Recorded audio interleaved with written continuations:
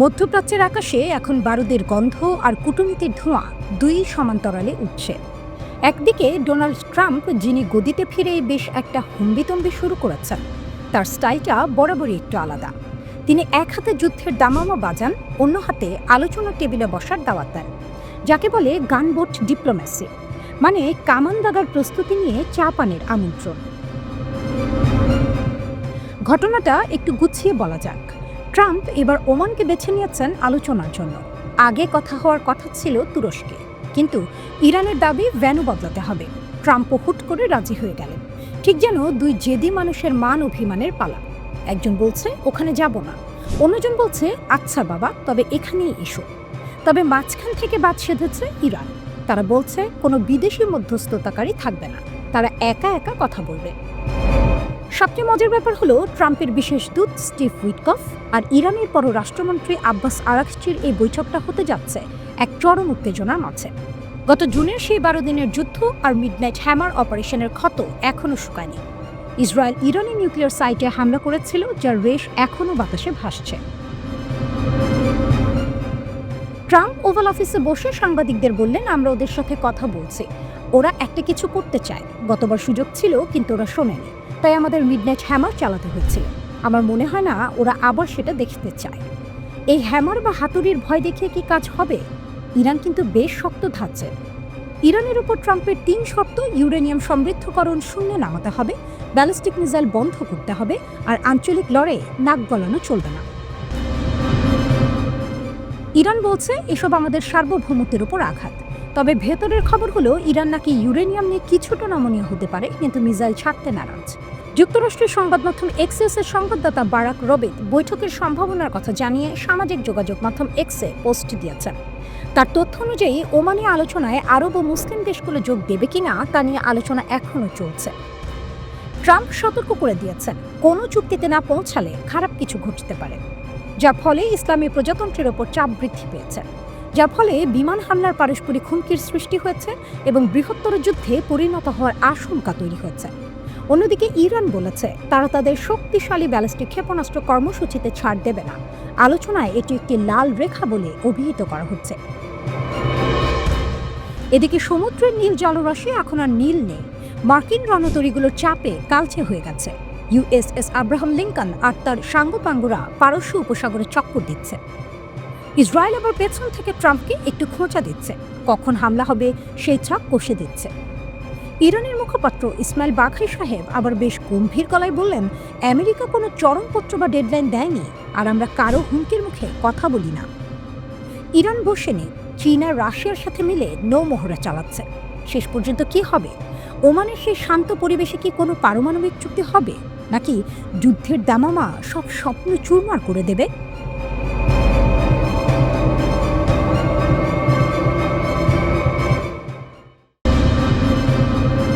সাগরের নিচে লুকিয়ে থাকা ইরানের কৃষ্ণ গহ্বর, কেন আতঙ্কে মার্কিন নৌবহর? মধ্যপ্রাচ্যে আবারও উত্তেজনা বাড়ছে। একদিকে মার্কিন প্রেসিডেন্ট ডোনাল্ড ট্রাম্পের কঠোর হুঁশিয়ারি, অন্যদিকে ইরানের পরমাণু কর্মসূচি। এই দুইয়ের সংঘাতে পুরো অঞ্চল নতুন করে অস্থির হয়ে উঠেছে। এমন পরিস্থিতিতে যুক্তরাষ্ট্র তাদের শক্তি দেখাতে মধ্যপ্রাচ্যে পাঠিয়েছে বিশাল Abraham Lincoln carrier strike group. কিন্তু প্রশ্ন হলো, এই শক্তির প্রদর্শন কি সত্যি যুক্তরাষ্ট্রকে নিরাপদ রাখছে, নাকি সাগরের নিচে লুকিয়ে থাকা ইরানের এক নীরব শক্তি মার্কিন নৌবাহিনীর জন্য বড় হুমকি হয়ে উঠছে? এই নীরব শক্তির নাম সাবমেরিন। সাবমেরিন কেন এত ভয়ঙ্কর? সাবমেরিন এমন একটি অস্ত্র যাকে দেখা যায় না, শোনা যায় না, কিন্তু আঘাত করার ক্ষমতা ভয়ঙ্কর, বিশেষ করে যখন সেটা হয় কিলো ক্লাস সাবমেরিন। প্রতিরক্ষা বিশ্লেষকরা কিলো ক্লাস সাবমেরিনকে বলেন সমুদ্রের ব্ল্যাক হোল বা কৃষ্ণ গহ্বর, কারণ এগুলো পানির নিচে এতটাই নিঃশব্দে চলে যে আধুনিক সোনার সিস্টেম দিয়েও অনেক সময় ধরা যায় না। ইরানের হাতে থাকা এই সাবমেরিনগুলো তৈরি হয়েছিল সোভিয়েত ইউনিয়নের সময় রাশিয়ার প্রযুক্তিতে। প্রতিটি সাবমেরিন প্রায় 74 মিটার লম্বা এবং এর গায়ে বিশেষ ধরনের অ্যানিকয়েড টাইলস লাগানো থাকে। অ্যানিকয়েড টাইলস মানে কি? সহজ ভাষায় বললে, এই টাইলস সাবমেরিনের শরীরে লাগানো এমন এক ধরনের আবরণ যা শত্রুপক্ষের সোনার তরঙ্গ শুষে নেয়। ফলে সাবমেরিনের অবস্থান শনাক্ত করা কঠিন হয়ে যায়। সাবমেরিন সামনে থাকলেও শত্রু বুঝতেই পারে না। প্রতিটি কিলো ক্লাস সাবমেরিন প্রায় 18টি টর্পেডো বহন করতে পারে এবং কয়েকদিন পর্যন্ত পানির নিচেই থাকতে পারে। ইরানের হাতে কতগুলো আছে? বর্তমানে ইরানের নৌবাহিনীতে রয়েছে 3টি তারেক ক্লাস সাবমেরিন, যেগুলো মূলত কিলো ক্লাসেরই ইরানি সংস্করণ। এগুলো 80-র দশকে সোভিয়েত ইউনিয়ন থেকে সংগ্রহ করা হয়েছিল। এছাড়া ইরানের কাছে আছে আরও ছোট সাবমেরিন, ফাত্তা ক্লাস, গাদির ক্লাস। এই ছোট সাবমেরিনগুলো বিশেষভাবে উপযোগী অগভীর পানিতে চলাচলের জন্য। পারস্য উপসাগরের সমস্যা কোথায়? এখানে আসে একটি গুরুত্বপূর্ণ বিষয়। কিলো ক্লাস সাবমেরিন চালানোর জন্য দরকার অন্তত 164 ফুট গভীর পানি, কিন্তু পারস্য উপসাগরের প্রায় 2/3 এলাকায় এত গভীর নয়। এর মানে এই বিশাল সাবমেরিনগুলো পুরো উপসাগরের সব জায়গায় চলতে পারে না। তাহলে কি এগুলো অকার্যকর? একদমই না। তাহলে হুমকি কোথায়? এই সাবমেরিনগুলো পুরো যুদ্ধ জেতার জন্য নয়, বরং অনিশ্চয়তা তৈরি করার জন্যই যথেষ্ট। যুদ্ধের সময় ইরান এগুলো ব্যবহার করতে পারে গুরুত্বপূর্ণ নৌপথ নজরদারিতে, পণ্যবাহী জাহাজ পাহারায়, শত্রু জাহাজের গতিবিধি শনাক্ত করতে। এগুলো মার্কিন নৌবাহিনীর জন্য বড় সমস্যা তৈরি করে, কারণ যুক্তরাষ্ট্রকে তখন সবসময় ভাবতে হয় সাবমেরিনটা কোথায়। এই অনিশ্চয়তাই আসল ভয়। এই পরিস্থিতি দেখায় যে আধুনিক যুদ্ধে শুধু বড় যুদ্ধ জাহাজ বা বিমানবাহী রণতরী সব নয়, কখনো কখনো সবচেয়ে ভয়ঙ্কর শক্তি থাকে চোখের আড়ালে, নীরবে। ইরানের সাবমেরিন বহর হয়তো সংখ্যায় কম, সীমাবদ্ধতাও আছে, কিন্তু সাগরের নিচে লুকিয়ে থাকা এই নীরব অস্ত্রগুলোই আজ মার্কিন নৌবাহিনীর ঘুম কেড়ে নিচ্ছে। কারণ যুদ্ধে সবচেয়ে ভয়ঙ্কর প্রশ্নটা হলো শত্রু কোথায় আছে যখন আপনি তাকে দেখতেই পাচ্ছেন না।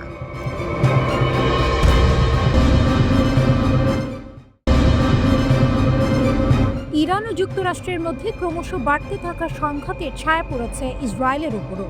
এই পরিস্থিতিতে ইসরায়েল নতুন করে একটি বড় সিদ্ধান্তের দিকে এগোচ্ছে। যুক্তরাষ্ট্রের সঙ্গে দীর্ঘমেয়াদে একটি নিরাপত্তা চুক্তি। ইসরায়েলে এখন কার্যত ওয়ার মোড চালু। খবরে বলা হচ্ছে, যুদ্ধ শুরু হলে কিভাবে বিদেশি পর্যটকদের দ্রুত দেশ সারানো যাবে সে পরিকল্পনাও করা হচ্ছে। বিমানবন্দর ও বিমান চলাচলকে সবচেয়ে ঝুঁকিপূর্ণ জায়গা হিসেবে দেখা হচ্ছে। 25 জানুয়ারি থেকে ইসরায়েলি এয়ারলাইন্সগুলো যাত্রীদের জন্য সহজে ফ্লাইট বাতিলের সুযোগ দিয়েছে।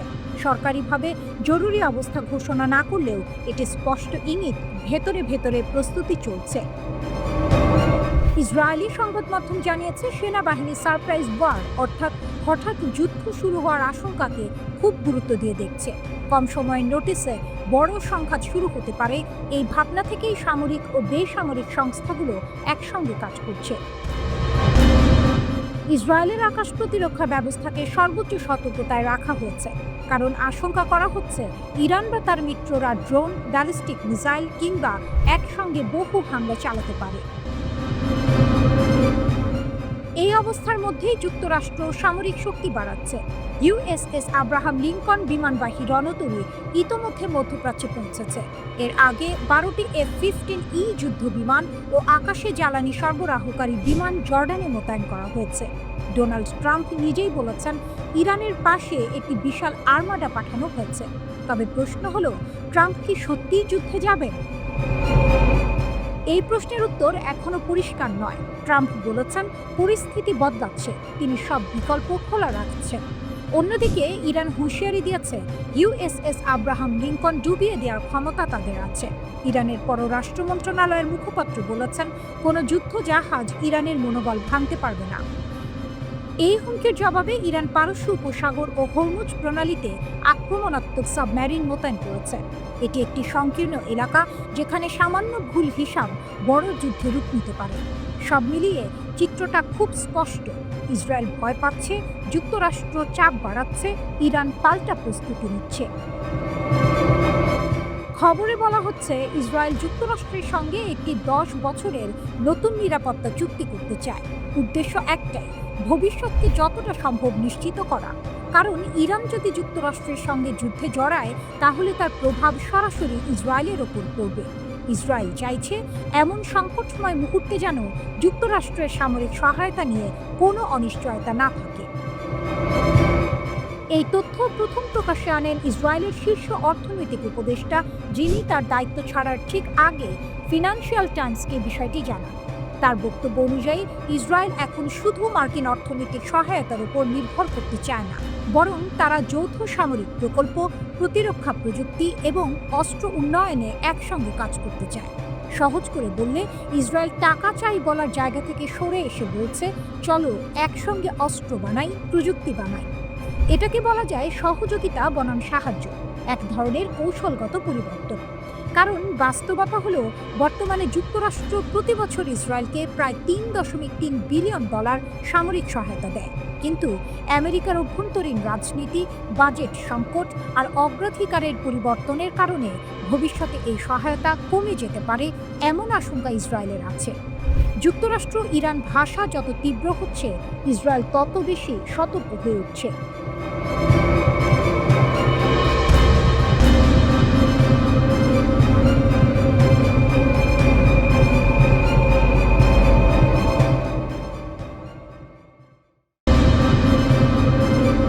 বিশ্বের সবচেয়ে শক্তিশালী নৌবহর, হাজার হাজার সেনা, শত শত যুদ্ধবিমান আর সেই বিশাল শক্তির প্রতীক একটি মার্কিন বিমানবাহী রণতরী। এখন সেই রণতরীর ছবির ওপর ভেসে উঠছে একটি ভিডিও, আগুন, বিস্ফোরণ, আর লেখা আছে মাত্র একটি শব্দ, we can split it in two. এই ভিডিওটা কোনো সিনেমার ট্রেলার নয়, এটা ইরানের প্রকাশ করা প্রচারমূলক ভিডিও এবং বার্তাটা একেবারে স্পষ্ট, তোমাদের বিমানবাহী রণতরীও নিরাপদ নয়। এই ভিডিওতে দাবি করা হয়েছে ইরানের নতুন হাইপারসনিক মিসাইল ফাতানাকি মার্কিন যুদ্ধজাহাজ USS আব্রাহাম লিঙ্কনকে 2 টুকরো করে দিতে পারে। বলা হচ্ছে এই মিসাইলের গতি ম্যাক 13, মানে শব্দের গতি 13 গুণ। এখন প্রশ্ন, এটাকে শুধুই ভয় দেখানো নাকি বাস্তবে যুদ্ধের নিয়ম বদলে যাচ্ছে? এটা বুঝতে হলে আমাদের আগে জানতে হবে আমেরিকা কিসের উপর ভরসা করে। মার্কিন নৌবাহিনীর সবচেয়ে বড় আত্মবিশ্বাসের নাম এইজিস কমব্যাট সিস্টেম। এই সিস্টেম রাডার দিয়ে শত্রু মিসাইলের গতিপথ আগে থেকেই হিসেব করে নেয়, তারপর সেই অনুযায়ী ইন্টারসেপ্টর মিসাইল ছুড়ে আক্রমণ ঠেকায়। পেন্টাগনের বিশ্বাস এই প্রতিরক্ষা ব্যবস্থা প্রায় অকেজো। কিন্তু ইরান এখানেই আঘাত করছে। হাইপারসনিক মিসাইলের সবচেয়ে বড় বৈশিষ্ট্য কী? এগুলো মাঝপথে হঠাৎ দিক বদলাতে পারে, মানে কম্পিউটার যে হিসাব করলো, বাস্তবে মিসাইল সেটা মানলই না। আর যখন কোনো বস্তু ম্যাক 13 গতিতে চলে, তখন তার চারপাশে এমন এক ধরনের প্লাজমা স্তর তৈরি হয় যা রাডারের চোখে প্রায় অদৃশ্য। সহজ করে বললে, যেটাকে দেখা যায় না সেটাকে গুলি করাও যায় না। কিন্তু এখানেই শেষ নয়, আসল ভয়টা আসে গণিত থেকে। প্রতিটি যুদ্ধজাহাজের গোলাবারুদের মজুদ সীমিত। ইরানের কৌশল যদি হয় একসঙ্গে শত শত সস্তা ড্রোন, রকেট আর কিছু হাইপারসনিক মিসাইল ছোড়া, তাহলে কি হবে? ধরা যাক আমেরিকা 90% হামলা ঠেকালো, তবুও বাকি 10%ই যথেষ্ট। কারণ $20,000 ড্রোন ঠেকাতে যদি $20 মিলিয়ন মিসাইল খরচ হয়, তাহলে খুব দ্রুতই প্রতিরক্ষা ব্যবস্থা ফাঁকা হয়ে যাবে। আর ঠিক সেই মুহূর্তে $10 বিলিয়ন বিমানবাহী রণতরী হয়ে উঠবে খোলা লক্ষ্যবস্তু।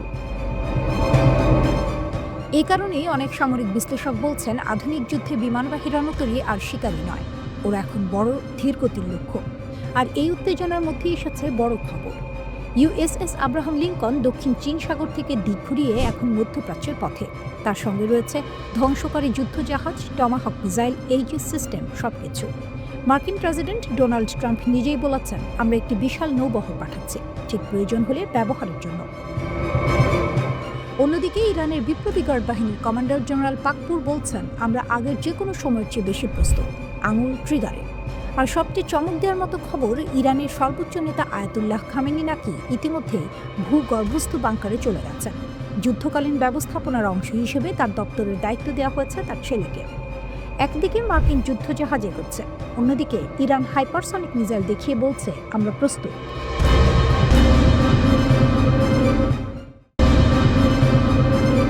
মধ্যপ্রাচ্যে উত্তেজনা কমছে এমন কোনো লক্ষণ এখনও দেখা যাচ্ছে না। বাইরে থেকে যতই বলা হোক পরিস্থিতি নিয়ন্ত্রণে, ভেতরে ভেতরে চলছে বড় ধরনের সামরিক প্রস্তুতি। সাম্প্রতিক ঘটনাগুলো দেখলে বোঝা যায় যুক্তরাষ্ট্র ও ইরান দুই পক্ষই নিজেদের অবস্থান শক্ত করতে ব্যস্ত। মার্কিন প্রেসিডেন্ট ডোনাল্ড ট্রাম্প আপাতত বলেছেন তিনি ইরানে সরাসরি হামলা চালাতে চান না, কিন্তু বাস্তবে দেখা যাচ্ছে সামরিক তৎপরতা একটুও কমেনি, বরং যুক্তরাষ্ট্র মধ্যপ্রাচ্যে আরও যুদ্ধবিমান, যুদ্ধজাহাজ এবং ক্ষেপণাস্ত্র প্রতিরক্ষা ব্যবস্থা পাঠাচ্ছে। মার্কিন বিমান বাহিনী নিশ্চিত করেছে তাদের অত্যাধুনিক F-15E স্ট্রাইক ঈগল যুদ্ধবিমান ইতোমধ্যে মধ্যপ্রাচ্যের একটি ঘাঁটিতে পৌঁছেছে। প্রকাশিত ছবিতে দেখা যায় 494তম এক্সপেডিশনারি ফাইটার স্কোয়াড্রনের একটি যুদ্ধবিমান রানওয়েতে অবতরণ করছে। যদিও যুক্তরাষ্ট্র আনুষ্ঠানিকভাবে ঘাঁটির নাম জানায়নি, তবে সামরিক বিশ্লেষকরা একটি গুরুত্বপূর্ণ বিষয় লক্ষ্য করেছেন। সামরিক পরিবহন বিমান C-17 গ্লোবমাস্টার 3 এর উড়াল পথ বিশ্লেষণ করে ধারণা করা হচ্ছে এই যুদ্ধ বিমানগুলো সম্ভবত জর্ডনের মুওয়াফাক সালতি বিমান ঘাঁটিতে মোতায়েন করা হয়েছে। এই ঘাঁটি ইরানের খুব কাছাকাছি হওয়ায় এটি কৌশলগতভাবে অত্যন্ত গুরুত্বপূর্ণ। এদিকে শুধু আকাশপথেই নয়, সমুদ্রপথেও যুক্তরাষ্ট্র শক্তি প্রদর্শন করছে। মার্কিন নৌবাহিনীর শক্তিশালী বিমানবাহী রণতরী USS আব্রাহাম লিঙ্কন ইতোমধ্যে পশ্চিম প্রশান্ত মহাসাগর ছেড়ে মালাক্কা প্রণালী অতিক্রম করেছে এবং মধ্যপ্রাচ্যের দিকে এগোচ্ছে। এটি যুক্তরাষ্ট্রের নিমিটাস শ্রেণীর একটি বিশাল বিমানবাহী রণতরী, যেখানে একসঙ্গে ডজনের বেশি যুদ্ধবিমান পরিচালনা করা যায়। বিশ্লেষকদের মতে এই রণতরী পাঠানোর উদ্দেশ্য শুধু সামরিক নয়, বরং এটি ইরানের জন্য একটি স্পষ্ট রাজনৈতিক ও কৌশলগত বার্তা, আমরা প্রস্তুত আছি। শুধু একটি রণতরী নয়, মার্কিন নৌবাহিনীর তথ্য অনুযায়ী USS রুজভেল্ট, USS মিচার এবং USS ম্যাকফল এই 3টি ডেস্ট্রয়ার ইতিমধ্যে মধ্যপ্রাচ্যে মোতায়েন রয়েছে। এই যুদ্ধজাহাজগুলো আকাশ ও ক্ষেপণাস্ত্র প্রতিরক্ষায় অত্যন্ত গুরুত্বপূর্ণ ভূমিকা রাখতে পারে, বিশেষ করে ড্রোন ও ব্যালিস্টিক ক্ষেপণাস্ত্র হামলা ঠেকাতে। এছাড়াও যুক্তরাষ্ট্র মধ্যপ্রাচ্যে আরও প্যাট্রিয়ট এবং থার্ড ক্ষেপণাস্ত্র প্রতিরক্ষা ব্যবস্থা পাঠানোর চূড়ান্ত সিদ্ধান্ত নিয়েছে। এই ব্যবস্থা মূলত ইরানের মতো দেশের দীর্ঘ পাল্লার ক্ষেপণাস্ত্র মোকাবিলার জন্য ব্যবহার করা হয়। কিন্তু প্রশ্ন হলো, এত সামরিক প্রস্তুতির কারণ কি?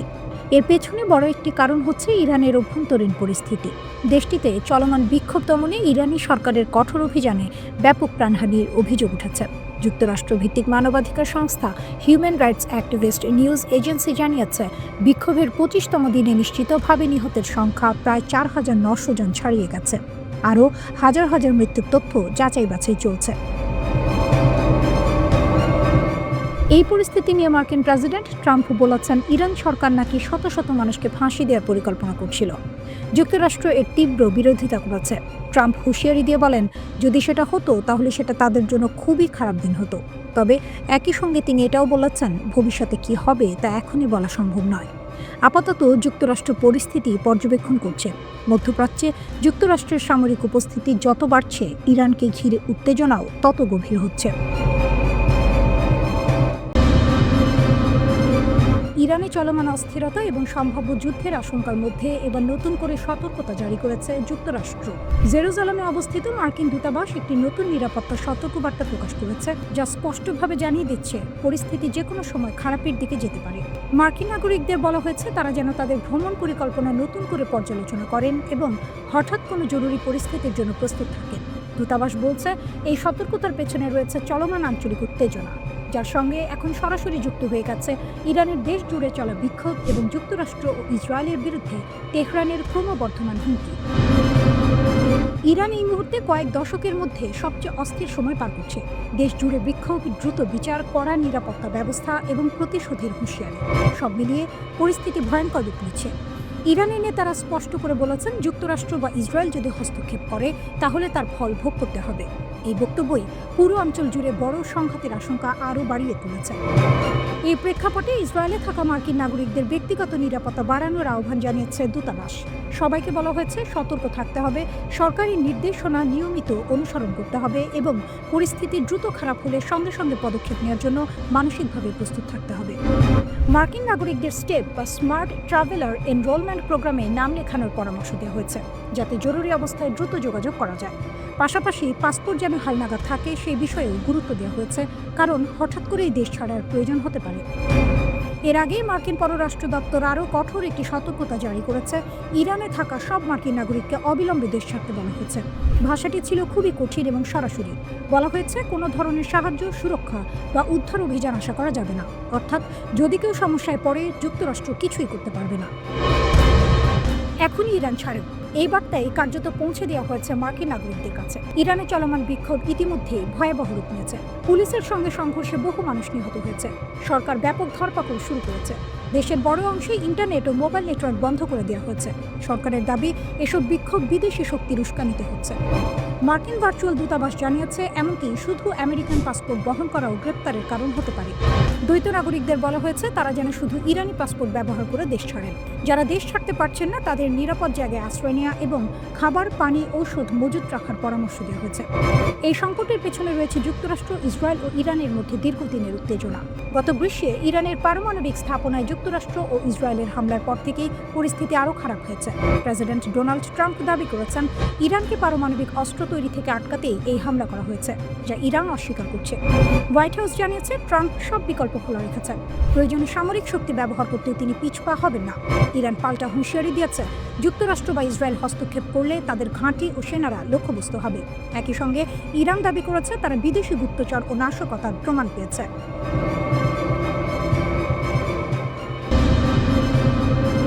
ইরান প্রকাশ্যে বলে দিচ্ছে, আমাদের দিকে তাকানোর চোখটাই উপড়ে ফেলব। কোনো সিনেমার সংলাপ না, এটা এসেছে ইরানের ইসলামিক রেভলিউশনারি গার্ড কর্পস IRGCর শীর্ষ কমান্ডারের মুখ থেকে। ইরানের IRGC স্থলবাহিনীর প্রধান ব্রিগেডিয়ার জেনারেল মোহাম্মদ কারামি স্পষ্ট ভাষায় ঘোষণা দিয়েছেন, ইরানের সেনাবাহিনী এখন ফুল রেডি। কেউ যদি ভুল করে ইরানের ওপর হামলার চিন্তা করে তাহলে তার জবাব হবে দ্রুত, কঠোর এবং চূড়ান্ত। কারামি বলেন, ইরানের সশস্ত্র বাহিনীগুলোর মধ্যে সমন্বয় এখন সর্বোচ্চ পর্যায়ে। স্থল, আকাশ, সাইবার সব দিকেই প্রস্তুতি চলছে। প্রতিদিন নতুন সক্ষমতা তৈরি করা হচ্ছে, যেন নতুন ধরনের হুমকি এলেই সঙ্গে সঙ্গে মোকাবিলা করা যায়। কিন্তু এখানে একটি গুরুত্বপূর্ণ শব্দ আছে, হাইব্রিড ওয়ার। কারামির দাবি অনুযায়ী ইরান এখন শুধু সামরিক যুদ্ধের মুখে নয়, তারা লড়ছে একসাথে অনেকগুলো ফ্রন্টে। অর্থনৈতিক চাপ, সামাজিক অস্থিরতা, সাংস্কৃতিক আক্রমণ, রাজনৈতিক ষড়যন্ত্র, সাইবার হামলা, নিরাপত্তা হুমকি। অর্থাৎ এটা বন্দুক বনাম বন্দুকের লড়াই না, এটা পুরো সিস্টেম ভেঙে দেওয়ার যুদ্ধ। তবুও কারামি বলছেন, ইরানের নিরাপত্তা সীমান্ত থেকে শুরু করে দেশের গভীর পর্যন্ত পুরোপুরি নিয়ন্ত্রণে আছে। তার সেই বিখ্যাত হুঁশিয়ারি, যে চোখ আমাদের ভূমির দিকে লোভ করে তাকাবে সেই চোখ উপড়ে ফেলা হবে। এদিকে শুধু স্থলবাহিনী নয়, আকাশ থেকে হুঁশিয়ারি এসেছে। IRGCর অ্যারোস্পেস ফোর্সের প্রধান ব্রিগেডিয়ার জেনারেল মাজিদ মুসাভি জানিয়েছেন, ইরানের ক্ষেপণাস্ত্র ও আকাশ প্রতিরক্ষা ব্যবস্থা এখন সর্বোচ্চ প্রস্তুত অবস্থায় রয়েছে। তিনি বলেন, যদি কেউ ইরানের জনগণের ওপর হামলা চালায় তাহলে জবাব হবে নির্ণায়ক ও বিধ্বংসী। আর এখানেই সবচেয়ে গুরুত্বপূর্ণ তথ্যটা আসে। মুসাভির দাবি অনুযায়ী সাম্প্রতিক 12 দিনের যুদ্ধের পর ইরানের ক্ষেপণাস্ত্র উৎপাদন আগের চেয়ে আরও বেড়েছে। মানে যুদ্ধ ইরানকে দুর্বল করেনি, বরং আরও প্রস্তুত করেছে। এর আগেও ইরানের প্রতিরক্ষামন্ত্রী আজিজ নাসিরজাদে বলেছিলেন, ইরানের হাতে এমন কিছু চমক আছে যেগুলো হামলাকারীরা কল্পনাও করতে পারবে না। তিনি স্পষ্ট করে দিয়েছেন, ইরানে হামলা হলে শুধু হামলাকারী দেশই নয়, যারা সেই হামলায় সহযোগিতা করবে তাদের ঘাঁটি, স্বার্থ সবই বৈধ লক্ষ্যবস্তু হবে, পৃথিবীর যেখানেই থাকুক না কেন। এখন প্রশ্ন, যুক্তরাষ্ট্র কি করছে? এদিকে যুক্তরাষ্ট্র ও তার আঞ্চলিক মিত্ররা কাতারের আল উদেইদ ঘাঁটিতে নতুন এয়ার ও মিসাইল ডিফেন্স সমন্বয় সেল চালু করেছে। উদ্দেশ্য, মধ্যপ্রাচ্য জুড়ে একসাথে প্রতিরক্ষা জোরদার করা। রয়টার্সের তথ্য অনুযায়ী ইরান আগেই প্রতিবেশী দেশগুলোকে সতর্ক করেছে, যুক্তরাষ্ট্র যদি হামলা করে তাহলে ওই দেশগুলোর ভেতরে থাকা মার্কিন ঘাঁটিও নিরাপদ থাকবে না। এমনকি আল উদেইদ ঘাঁটি থেকে মার্কিন সেনাদের 14 জানুয়ারির মধ্যে সরে যেতে বলা হয়। প্রতিরক্ষা জোরদার করা হয়েছে, হামলার অপশন টেবিলেই আছে। সব মিলিয়ে পরিস্থিতি এখন একেবারে আগুন। একদিকে ইরান বলছে আমরা প্রস্তুত, ভয় পাই না, অন্যদিকে যুক্তরাষ্ট্র বলছে দেখি কি হয়।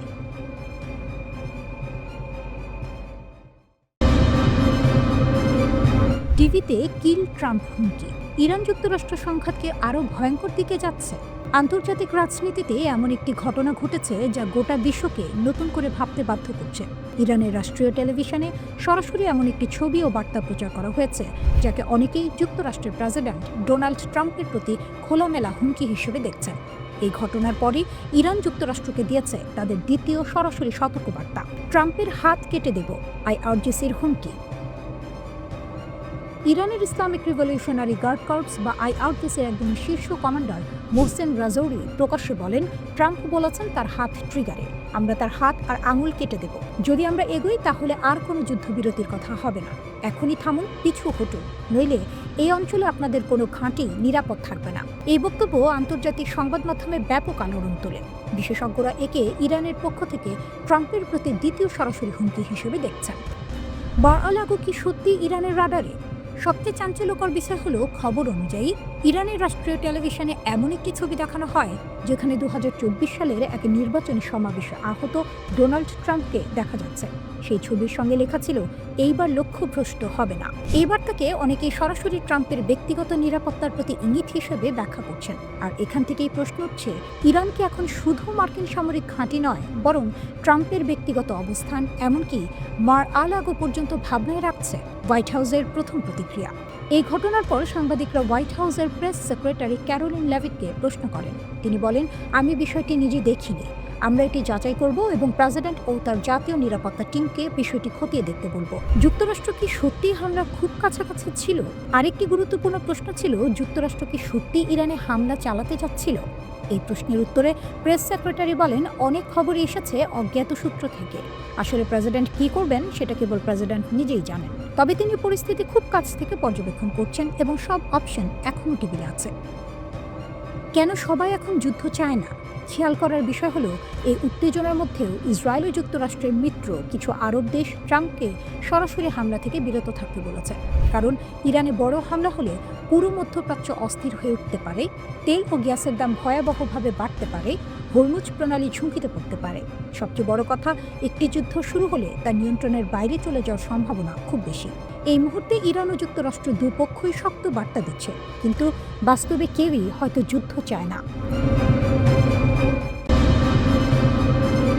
কেন এখন ইরানের উপর মার্কিন ইসরায়েল হামলার বিরোধিতা করছে আরব দেশগুলো? কয়েক বছর আগেও চিত্রটা ছিল একেবারে আলাদা। সৌদি আরব, সংযুক্ত আরব আমিরাত সহ অনেক আরব দেশে মনে করত ইরানই মধ্যপ্রাচ্যের সবচেয়ে বড় হুমকি। তাই যুক্তরাষ্ট্র যদি ইরানে সরকার পরিবর্তনের জন্য সামরিক হামলা চালাতো, অনেক আরব দেশ সেটাকে খারাপ চোখে দেখত না।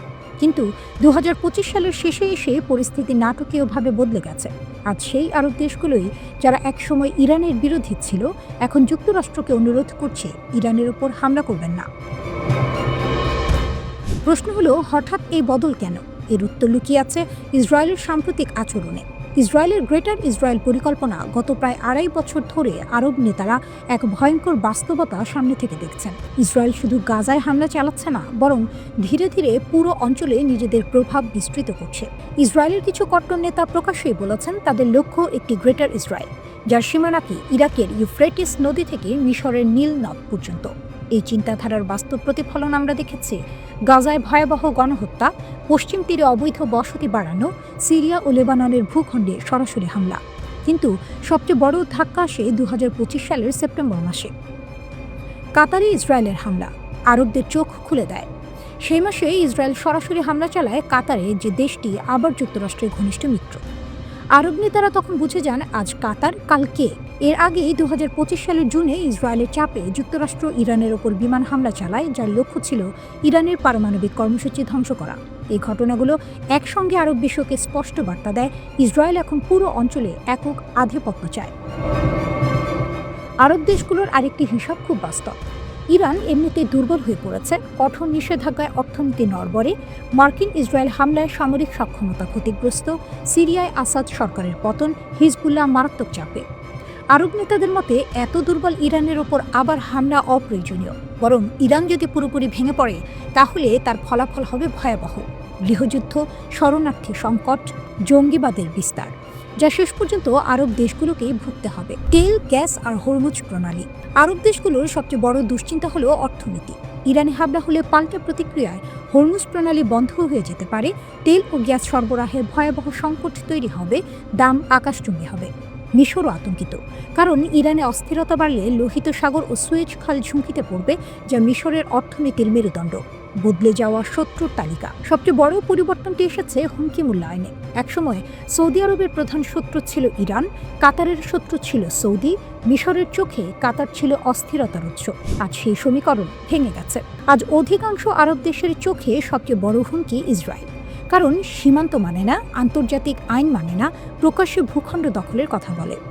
আরব নেতারা ভয় পাচ্ছেন ইসরায়েল হয়তো ইতোমধ্যেই গ্রেটার ইসরায়েলের পথে। ইসরায়েলের লাগামহীন আগ্রাসন আর মার্কিন সমর্থন আজ এমন এক পরিস্থিতি তৈরি করেছে যেখানে বিভক্ত আরব বিশ্বও একটি বিষয়ে একমত হচ্ছে, এই আগুন আর বাড়ানো যাবে না।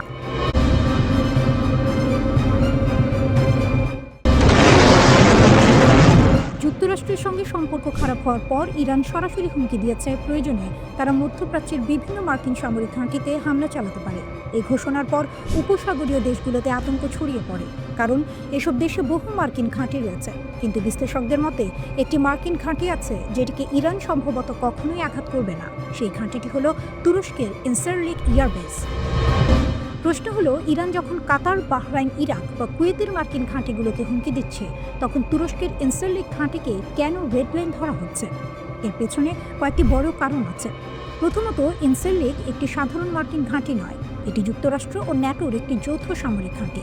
এখানে শুধু মার্কিন সেনা নয়, তুরস্কের বিমান বাহিনীর সদস্যরাও দায়িত্ব পালন করে, অর্থাৎ এটি সরাসরি ন্যাটোর কাঠামোর আওতায় পড়ে।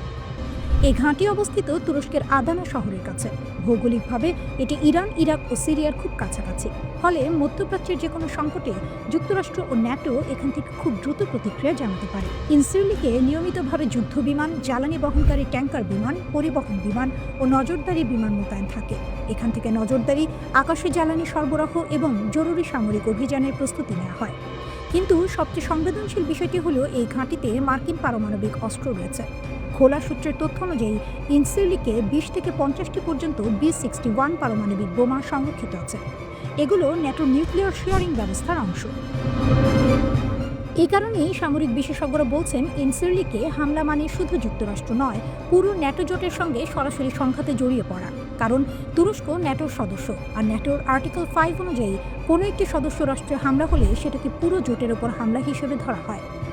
তবে এখানেও একটি জটিলতা আছে। কিছু আন্তর্জাতিক আইন বিশেষজ্ঞ বলছেন, যদি ইরান দাবি করে যে তারা যুক্তরাষ্ট্রের আগের হামলার জবাবে প্রতিশোধ নিয়েছে, তাহলে ন্যাটোর ভেতরে আর্টিকেল 5 কার্যকর করা নিয়ে বিতর্ক হতে পারে, কারণ জাতিসংঘের আত্মরক্ষার আইন এখানে জটিল হয়ে যায়। তবুও বাস্তবতা হলো, ইনসারলিকে আঘাত করা ইরানের জন্য ভয়ঙ্কর ঝুঁকিপূর্ণ সিদ্ধান্ত হবে। আর একটি গুরুত্বপূর্ণ কারণ হলো তুরস্কের সামরিক শক্তি। যুক্তরাষ্ট্রের পর ন্যাটোর মধ্যে তুরস্কের সেনাবাহিনী দ্বিতীয় বৃহত্তম।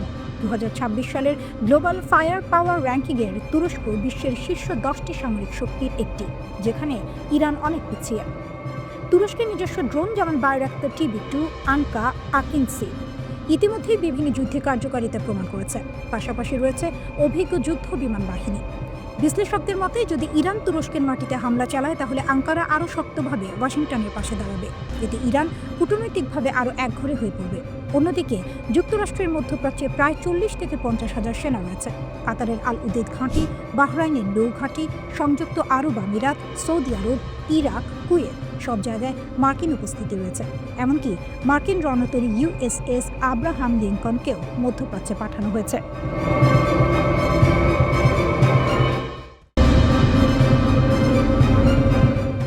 ইরান সংকটে ট্রাম্প বুঝলেন, আমেরিকার সামরিক শক্তিরও সীমা আছে। মধ্যপ্রাচ্য ও ওয়াশিংটনের অনেকেই ধরে নিয়েছেন, মার্কিন প্রেসিডেন্ট ডোনাল্ড ট্রাম্প এবার ইরানের উপর সরাসরি সামরিক হামলা চালাতে যাচ্ছেন। কারণ তিনি ভেনেজুয়েলায় এক দুঃসাহসিক অভিযানে নিকোলাস মাদুরোকে আটক করার নির্দেশ দিয়েছিলেন। তাই অনেকের ধারণা ছিল, ইরানের ক্ষেত্রেও তিনি একই পথে হাঁটবেন। পেন্টাগন তখন প্রস্তুতি নিচ্ছিল। একটি মার্কিন যুদ্ধজাহাজ পারস্য উপসাগরে ঢুকেছে। মিত্র দেশগুলোকে সতর্ক করা হয়েছে। কাতারের আল উদেদ ঘাঁটির সেনাদেরও সম্ভাব্য ইরানি পাল্টা হামলার আশঙ্কায় সরিয়ে নেওয়ার কথা ভাবা হচ্ছিল। ট্রাম্প নিজেও সামাজিক মাধ্যমে ইরানের বিক্ষোভকারীদের উদ্দেশ্যে লিখেছিলেন, সহায়তা আসছে। কিন্তু শেষ পর্যন্ত সেই হামলা আর হলো না। কেন? এর উত্তরটা খুব গুরুত্বপূর্ণ। একটা বড় মোড় আসে। মার্কিন দূত স্টিভ উইটকফ ট্রাম্পকে জানান, ইরান সরকার বিক্ষোভের ঘটনায় আটক প্রায় 800 জনের ফাঁসি কার্যকর করা থেকে সরে এসেছে। পরে মার্কিন গোয়েন্দা সংস্থাও নিশ্চিত করে ফাঁসি হয়নি। এরপর ট্রাম্প বলেন, আমরা দেখব পরিস্থিতি কোথায় যায়। এই সিদ্ধান্তের পেছনে কয়েকটি বড় বাস্তবতা কাজ করেছে। ইরান কোনো ছোট টার্গেট না, এটি সিরিয়া বা ইয়েমেন নয়। ইরানে হামলা মানে শুধু একটি দেশ নয়, পুরো মধ্যপ্রাচ্য অস্থির হয়ে পড়া। সেখানে রয়েছে প্রায় 30,000 মার্কিন সেনা। হামলা হলে ইরান পাল্টা আঘাত করবে, এটা প্রায় নিশ্চিত। মার্কিন সামরিক প্রস্তুতির সীমাবদ্ধতা। তখন যুক্তরাষ্ট্রের একটি বড় অংশের নৌ ও বিমান শক্তি ক্যারিবিয়ানে ও অন্য অঞ্চলে মোতায়েন ছিল। মধ্যপ্রাচ্যে পর্যাপ্ত শক্তি না থাকলে ইরানের পাল্টা হামলা ঠেকানো কঠিন হতো। ইসরায়েল নিজেও প্রস্তুত ছিল না। জুনে ইরানের সঙ্গে 12 দিনের সংঘর্ষে ইসরায়েল বিপুল পরিমাণ ক্ষেপণাস্ত্র প্রতিরোধ ব্যবস্থা ব্যবহার করেছে। তাদের মজুদ কমে এসেছে। ইসরায়েলের প্রধানমন্ত্রী নেতানিয়াহু নিজেই ট্রাম্পকে ফোন করে হামলা না করতে বলেন। সৌদি আরব, কাতার, সংযুক্ত আরব আমিরাত, ওমান ও মিশর সবাই ট্রাম্পকে সরাসরি জানায় সামরিক হামলা হলে পুরো অঞ্চলের অর্থনীতি ও নিরাপত্তা ভেঙে পড়বে, তেলের বাজারে ধাক্কা লাগবে, যা শেষ পর্যন্ত আমেরিকাকেই ক্ষতিগ্রস্ত করবে। ট্রাম্পের ব্যক্তিগত হিসাব, তিনি সাধারণত এমন অপারেশন পছন্দ করেন যেগুলো ওয়ান অ্যান্ড ডান, দ্রুত শুরু দ্রুত শেষ। কিন্তু ইরান যুদ্ধ মানে দীর্ঘ, জটিল ও অনিশ্চিত সংঘাত। ট্রাম্প বুঝতে পারেন এখানে লাভের চেয়ে ক্ষতি বেশি। হোয়াইট হাউসের ভেতরেও মতভেদ ছিল, কেউ হামলার পক্ষে, কেউ বিপক্ষে। সিআইএ প্রধান সহিংসতার ভিডিও দেখান, আবার অর্থমন্ত্রী বলেন নিষেধাজ্ঞা কাজ করতে দিন। শেষ পর্যন্ত ট্রাম্প সিদ্ধান্ত নেন এখন নয়। এর মানে এই নয় যে বিপদ কেটে গেছে। মার্কিন যুদ্ধ বিমান বাহী রণতরী আব্রাহাম লিঙ্কন মধ্যপ্রাচ্যের দিকে যাচ্ছে। 2-3 সপ্তাহের মধ্যে পরিস্থিতি আবার বদলাতে পারে। কিন্তু এই মুহূর্তে একটি বিষয় পরিষ্কার, ইরান সংকটে ট্রাম্প বুঝেছেন শুধু সামরিক শক্তি দিয়ে সব সমস্যার সমাধান হয় না। এটা শুধু ইরান নয়, এটা আমেরিকার শক্তির সীমা বোঝার একটি বড় মুহূর্ত।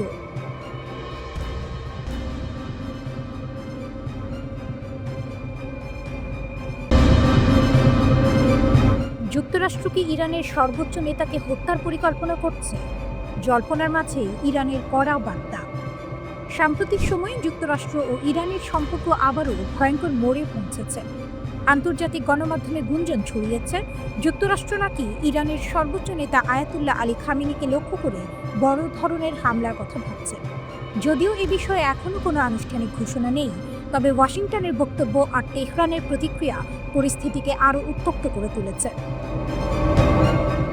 এই জল্পনার মাঝে ইরানের প্রেসিডেন্ট মাসুদ পেজিশকিয়ান 18 জানুয়ারি একটি কড়া সতর্কবার্তা দেন। তিনি স্পষ্ট ভাষায় বলেন, যদি ইরানের সর্বোচ্চ নেতার উপর কোনো ধরনের হামলা হয় তাহলে সেটিকে শুধু একজন ব্যক্তির উপর হামলা হিসেবে দেখা হবে না, বরং তা পুরো ইরানি জাতির বিরুদ্ধে যুদ্ধ হিসেবে বিবেচিত হবে, আর তার জবাব হবে পূর্ণমাত্রার যুদ্ধ। পেজিশকিয়ানের মতে ইরানের সাধারণ মানুষ যে অর্থনৈতিক কষ্ট আর সামাজিক অস্থিরতার ভেতর দিয়ে যাচ্ছে তার মূল কারণ যুক্তরাষ্ট্র ও তার মিত্রদের আরোপ করা দীর্ঘদিনের নিষ্ঠুর নিষেধাজ্ঞা। তিনি বলেন, এসব নিষেধাজ্ঞা ইরানের অর্থনীতিকে ধ্বংস করেছে এবং জনগণের জীবনকে দুর্বিষহ করে তুলেছে। এই বক্তব্য আসে এমন এক সময়ে যখন মার্কিন প্রেসিডেন্ট ডোনাল্ড ট্রাম্প আবারও প্রকাশ্যে ইরানে নতুন নেতৃত্ব আনার কথা বলেছেন। মার্কিন সংবাদ মাধ্যম পলিটিকোকে দেয়া এক সাক্ষাৎকারে ট্রাম্প বলেন, ইরানের নতুন নেতৃত্ব খোঁজার সময় এসেছে। এই বক্তব্য কূটনৈতিক ভাষা নয়, সরাসরি রেজিম পরিবর্তনের ইঙ্গিত, যা স্বাভাবিকভাবেই তেহরানে আতঙ্ক ও ক্ষোভ সৃষ্টি করেছে। এরপর ট্রাম্প তার সামাজিক যোগাযোগ মাধ্যম ট্রুথ সোশ্যালে একই কথা পুনরায় লেখেন। সেখানে তিনি ইরানের সর্বোচ্চ নেতাকে অপমানজনক ভাষায় আক্রমণ করেন এবং ইরানকে বাস করার জন্য সবচেয়ে খারাপ জায়গা বলে মন্তব্য করেন। এই বক্তব্য ইরানের ব্যাপক ক্ষোভের জন্ম দেয় এবং মধ্যপ্রাচ্যে বড় ধরনের সংঘাতের আশঙ্কা আরও বাড়িয়ে তোলে।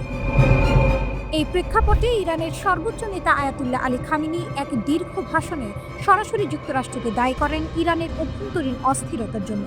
তিনি বলেন, ইরানে যা কিছু বিদ্রোহ বা অস্থিরতা দেখা যাচ্ছে তার পেছনে যুক্তরাষ্ট্রের সরাসরি পরিকল্পনা ও মদত রয়েছে। খামেনির ভাষায়, এবার শুধু মার্কিন মিডিয়া বা ইউরোপের রাজনীতিবিদরা নয়, এবার খোদ মার্কিন প্রেসিডেন্টই সরাসরি হস্তক্ষেপ করেছেন। তিনি প্রকাশ্যে হুমকি দিয়েছেন, উস্কানি দিয়েছেন, এমনকি বিদ্রোহকারীদের সমর্থনের বার্তা দিয়েছেন। তিনি আরও দাবি করেন, যুক্তরাষ্ট্র ও ইসরায়েল একসঙ্গে এই অস্থিরতায় সহায়তা করেছে, যার প্রমাণ ইরানের কাছে আছে। তবে একই সঙ্গে তিনি বলেন, ইরান যুদ্ধ চায় না, কিন্তু যারা দেশকে অস্থিতিশীল করার চেষ্টা করছে, দেশের ভেতরের হোক বা বাইরে, তাদের কাউকেই ছাড় দেওয়া হবে না। খামেনির মতে সমস্যাটা কোনো একজন মার্কিন প্রেসিডেন্টকে ঘিরে নয়, এটি যুক্তরাষ্ট্রের দীর্ঘদিনের নীতি। যুক্তরাষ্ট্র এমন একটি স্বাধীন রাষ্ট্রকে সহ্য করতে পারে না যেটির ভৌগোলিক অবস্থান গুরুত্বপূর্ণ, জনসংখ্যা বড়, সামরিক সক্ষমতা আছে এবং বিজ্ঞান ও প্রযুক্তিতে এগিয়ে যাচ্ছে। তিনি বলেন, ইরানি বিপ্লবের মাধ্যমে যখন যুক্তরাষ্ট্রের রাজনৈতিক ও সামরিক প্রভাব দেশ থেকে সরিয়ে দেওয়া হয়, তখন থেকেই ওয়াশিংটনের লক্ষ্য একটাই, ইরানকে আবার তাদের নিয়ন্ত্রণে আনা, সামরিকভাবে, অর্থনৈতিকভাবে এবং রাজনৈতিকভাবে।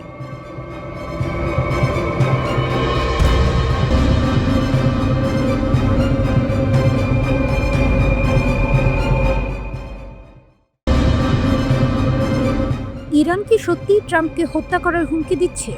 আর সেই ভয়ে কি ইরানকে মুছে ফেলার কথা বললেন ট্রাম্প? মার্কিন রাজনীতি ও মধ্যপ্রাচ্যের রাজনীতিতে একসঙ্গে আলোড়ন তুলেছে ডোনাল্ড ট্রাম্পের একটি মন্তব্য। একটি টেলিভিশন সাক্ষাৎকারে মার্কিন প্রেসিডেন্ট ট্রাম্প বলেন, যদি ইরান কখনো তাকে হত্যার চেষ্টা করে তাহলে যুক্তরাষ্ট্র ইরানকে পৃথিবীর মানচিত্র থেকেই মুছে ফেলবে। এই মন্তব্য শুনে অনেকেই প্রশ্ন তুলছেন, এটা কি শুধুই কড়া ভাষা? সত্যি ট্রাম্প ভেতরে ভেতরে ভয় পাচ্ছেন? ট্রাম্পের বক্তব্য অনুযায়ী তিনি আগেই মার্কিন সামরিক ও জাতীয় নিরাপত্তা কর্মকর্তাদের সরাসরি নির্দেশ দিয়েছেন, যদি তার বিরুদ্ধে কোনো হত্যার ষড়যন্ত্র হয় তাহলে ইরানকে সম্পূর্ণভাবে ধ্বংস করে দিতে হবে। অর্থাৎ এটি শুধু মুখের কথা নয়, বরং নীতিগত নির্দেশনার কথাও তিনি প্রকাশ্যে স্বীকার করেছেন। এই বক্তব্য আসে এমন এক সময় যখন ইরান ও যুক্তরাষ্ট্রের সম্পর্ক চরম উত্তেজনার মধ্য দিয়ে যাচ্ছে। উত্তেজনার শুরু কোথা থেকে? ট্রাম্পের মন্তব্যের ঠিক আগে ইরানের এক শীর্ষ সামরিক কর্মকর্তা brigadier general Abul Fazal Cherki যুক্তরাষ্ট্রকে হুঁশিয়ারি দেন। তিনি বলেন, ইরানের বিরুদ্ধে সামরিক হুমকি দিলে তার কঠোর জবাব দেওয়া হবে। এর পাশাপাশি ট্রাম্প প্রকাশ্যে ইরানের সর্বোচ্চ নেতা আয়াতুল্লাহ আলী খামেনিকে অসুস্থ মানুষ বলে মন্তব্য করেন। ইরানের পক্ষ থেকে এটিকে চরম অপমান হিসেবে দেখা হয়। ট্রাম্প আরও এক ধাপ এগিয়ে বলেন, ইরানের বর্তমান শাসন ব্যবস্থার অবসান হওয়া উচিত। অতীতে তিনি হুঁশিয়ারি দিয়েছেন, যদি ইরান সরকার বিরোধী বিক্ষোভকারীদের ফাঁসি দেয় তাহলে যুক্তরাষ্ট্র সামরিক হামলা চালাবে। এক সংবাদ সম্মেলনে ট্রাম্প দাবি করেন, ইরান নাকি 837 জন মানুষকে একসঙ্গে ফাঁসি দেওয়ার পরিকল্পনা করেছিল। ট্রাম্প বলেন, তিনি ইরানকে জানিয়ে দেন এটা হলে তাদের জন্য খুব খারাপ দিন আসবে। তার দাবি অনুযায়ী এই হুমকির পরেই ইরান নাকি ফাঁসি কার্যকর করা থেকে সরে আসে। যুক্তরাষ্ট্রকে যুদ্ধের প্রস্তুতি নিচ্ছে। মার্কিন সংবাদ মাধ্যম দ্য ওয়াল স্ট্রিট জার্নাল জানাচ্ছে, ট্রাম্প তার শীর্ষ সামরিক ও প্রতিরক্ষা কর্মকর্তাদের ইরান বিষয়ে স্পষ্ট সামরিক পরিকল্পনা তৈরি করতে বলেছেন। পেন্টাগন নাকি একাধিক বিকল্প প্রস্তুত রেখেছে। ইরানের সরকারকে অস্থিতিশীল করার পরিকল্পনা, আইআরজিসি বা ইসলামিক রিভলিউশনারি গার্ডের ঘাঁটিতে লক্ষ্যভিত্তিক বিমান হামলা, প্রয়োজনে শাসন পরিবর্তনের কৌশল। এই পরিস্থিতির মধ্যেই যুক্তরাষ্ট্র একটি বিমানবাহী রণতরী বহর ও যুদ্ধ বিমান মধ্যপ্রাচ্যে পাঠিয়েছে। ইরানের 10,000 কিলোমিটার ক্ষেপণাস্ত্র বাস্তব নাকি ভয় দেখানো? একই সময়ে ইরান দাবি করেছে তারা 10,000 কিলোমিটার পাল্লার একটি আন্তঃমহাদেশীয় ব্যালিস্টিক ক্ষেপণাস্ত্রের পরীক্ষা সফলভাবে চালিয়েছে। এই দাবি সত্য হলে তাত্ত্বিকভাবে যুক্তরাষ্ট্রের বড় অংশ ইরানের ক্ষেপণাস্ত্রের আওতায় চলে আসে। যদিও এই তথ্য এখনো পুরোপুরি যাচাই হয়নি, তবে এটি নিঃসন্দেহে চাপ বাড়িয়েছে। তাহলে ট্রাম্প কি ভয় পাচ্ছেন? সবকিছু মিলিয়ে একটি বিষয় পরিষ্কার, ট্রাম্প শুধু হুমকি দিচ্ছেন, তিনি নিজের নিরাপত্তা নিয়েও অস্বস্তিতে আছেন। প্রকাশ্যে হত্যার আশঙ্কার কথা বলা, আগাম সামরিক নির্দেশ দেওয়া, এসব সাধারণত আত্মবিশ্বাসী নেতাদের আচরণ নয়। অন্যদিকে ইরানও চাপের মুখে রয়েছে অভ্যন্তরীণ বিক্ষোভ, অর্থনৈতিক সংকট, আন্তর্জাতিক নিষেধাজ্ঞা। এই দুই পক্ষের শক্তির লড়াইয়ের মাঝে সবচেয়ে বড় প্রশ্ন একটাই, এই উত্তেজনা কি কথার মধ্যে সীমাবদ্ধ থাকবে নাকি বাস্তব সংঘাতে রূপ নেবে?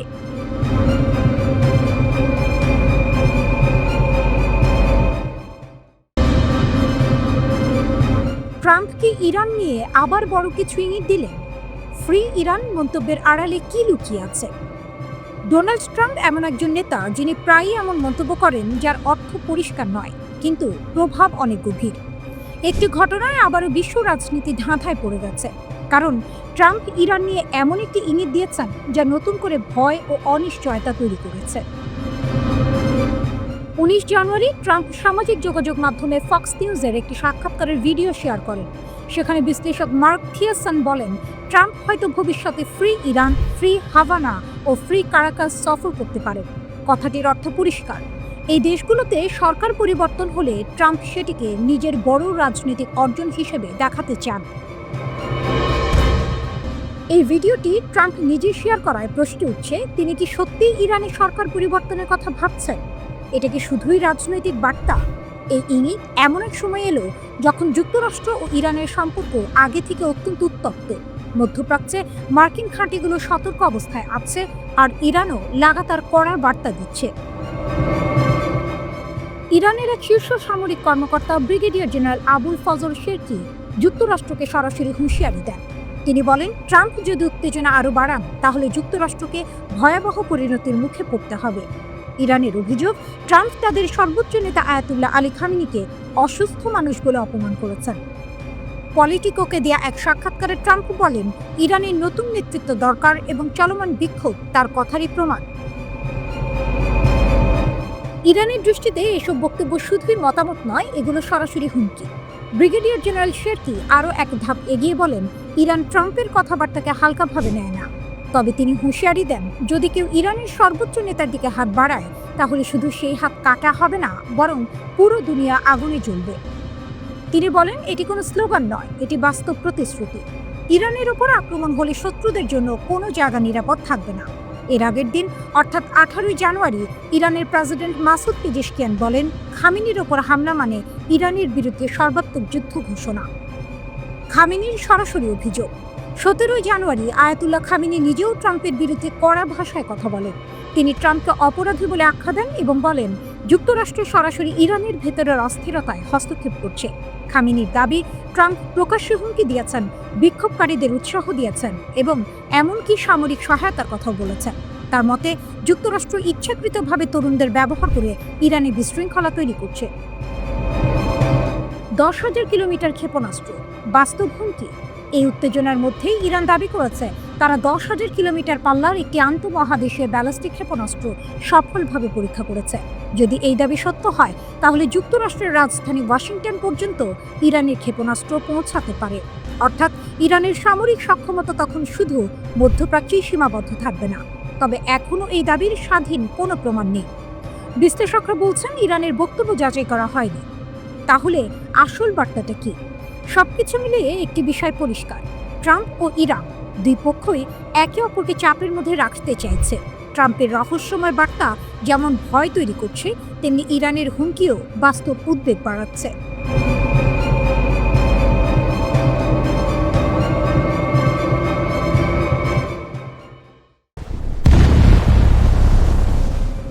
একটি ছোট ভিডিও, কয়েক সেকেন্ডের।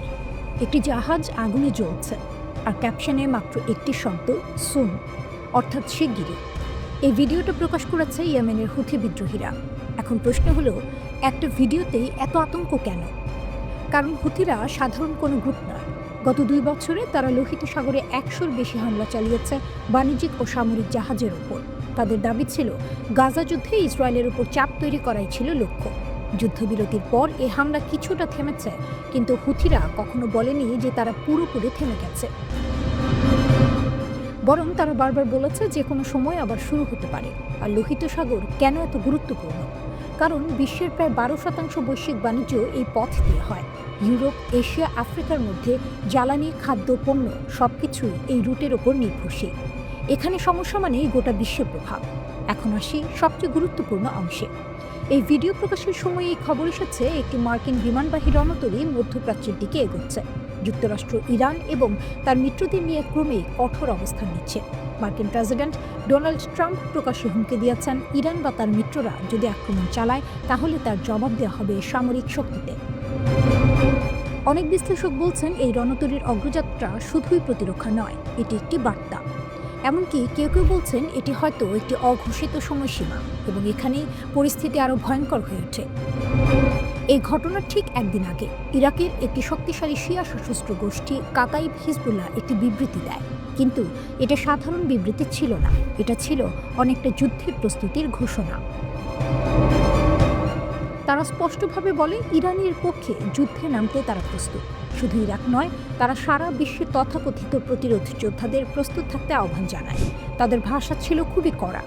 ইরানকে বলা হয় মুসলিম বিশ্বের দুর্গ। দাবি করা হয় গত 4 দশক ধরে ইরান নিপীড়িতদের পাশে দাঁড়িয়েছে, ধর্ম বা জাতি নির্বিশেষে।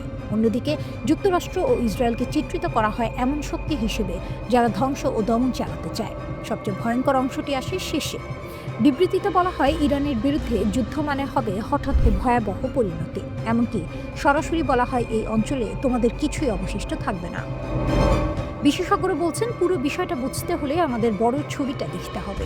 হুথি, কাতাইব হিজবুল্লাহ, লেবাননের হিজবুল্লাহ, এরা সবাই ইরানের তথাকথিত অ্যাক্সেস অফ রেজিস্ট্যান্সের অংশ। ইরানের উপর সরাসরি আঘাত এলে এই গোষ্ঠীগুলো একসঙ্গে সক্রিয় হতে পারে। তখন যুদ্ধ আর শুধু ইরান বনাম যুক্তরাষ্ট্র বা ইসরায়েল থাকবে না, এটি ছড়িয়ে পড়তে পারে ইয়েমেন, ইরাক, লেবানন, এমনকি লোহিত সাগর জুড়ে। এর প্রভাব পড়বে জ্বালানি বাজারে, শিপিং রুটে এবং শেষ পর্যন্ত সাধারণ মানুষের জীবনে। সবচেয়ে চিন্তার বিষয় হলো এই উত্তেজনার মধ্যে কোনো ভুল সিদ্ধান্ত, কোনো ভুল হিসাব পুরো পরিস্থিতিকে নিয়ন্ত্রণের বাইরে নিয়ে যেতে পারে। একটি ছোট ভিডিও, একটি শব্দ সুন, কিন্তু এই শব্দটার ভেতরেই লুকিয়ে থাকতে পারে আগামী দিনের সবচেয়ে বড় সংঘাতের ইঙ্গিত।